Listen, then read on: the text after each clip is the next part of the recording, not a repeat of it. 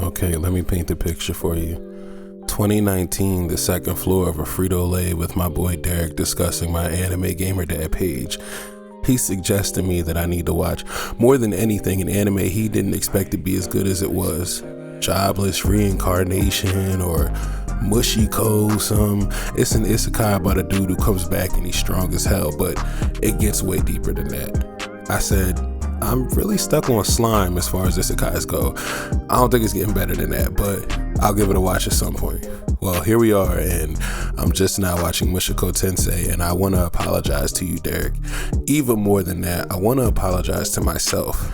Rewind real quick. If you look on my channel, you'll see many isekais I've done videos on. That time I got reincarnated as a slime, Wise Man's Grandchild, Overlord, Saga of Tanya the Evil, Rising of a Shield Hero. All of these are amazing in their own right, and I have nothing to detract from them. However, these all also follow a basic formula. Person dies, person comes back, person is OP, person adjusts to new life, person has some adversity, person always overcomes it, happy days. The zigzags and story beats to get us there vary, of course, though the layout is undeniable. They don't always die, sometimes they just kind of end up in the other world, stuff like that. This being the case, I expected the same from this anime, but no.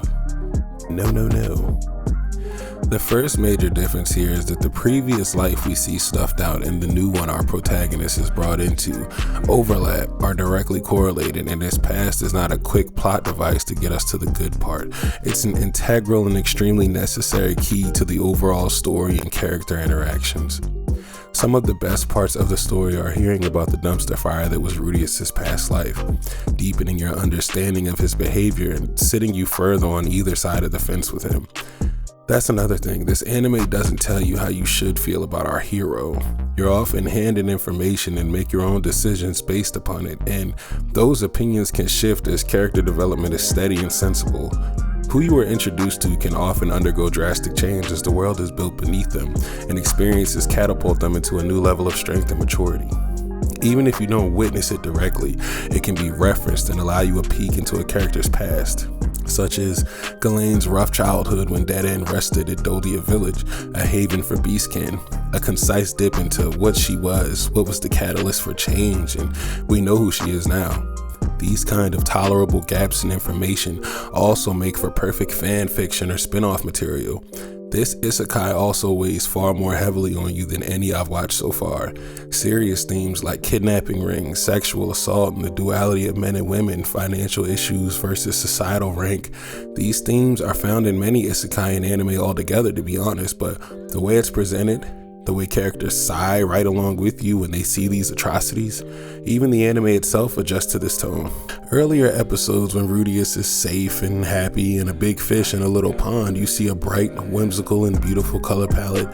The further the world is cast into turmoil and confusion, sees these monotone grays and washed colors present. Intense moments see a rough and gritty stylized animation, a lot of visual, and if you don't pay attention you'll miss it. Storytelling is done and it's amazing. And that time I got reincarnated as a slime, Rimuru and his friends will say we're going to do A, B, and C, and then they go and do it. That's it. And Overlord is the same. In many isekai, protagonists are powerful enough to make whatever they say happen. That's the beauty of Mushoku Tensei. Rudius is very strong for his age.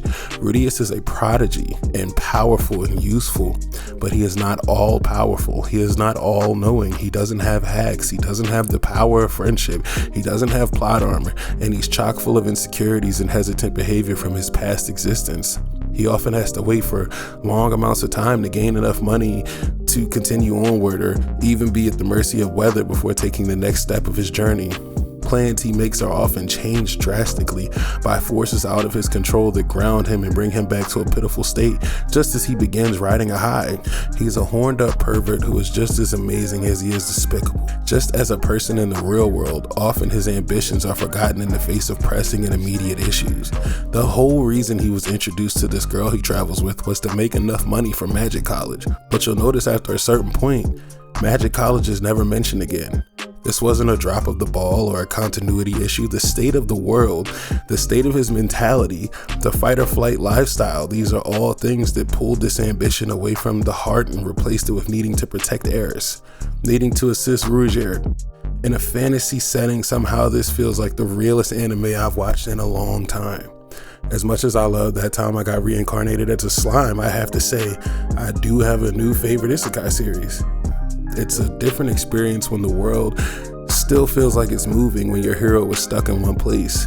Things don't happen because of the hero. They happen to him right along with everyone else. The show is his journey in this world, not the world reacting to his journey. In more ways than I could possibly tell you in this video, Mushoku Tensei is a beautifully tragic take on the genre, a real and raw lens on humanity's struggle internally and externally, and the best isekai I've seen to date.